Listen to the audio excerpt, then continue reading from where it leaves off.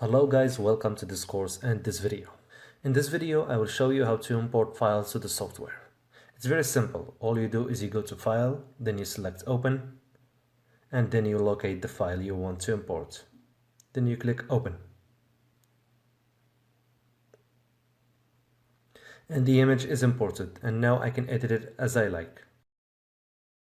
Now we move to Save in Images. All you have to do is to go to File, then Save As, then you name your image, and you select the type of the image. I always recommend to use either JPEG or PNG. But PNG is the best because it maintains the image quality.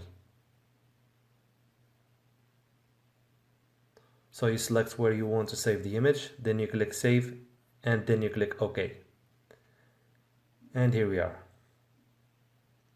The image is saving. You go to the place you saved the image, et voila, the image is right there. So that's how you import images and how you save them. That's it for this video. Thanks for watching, and I will see you in the next video.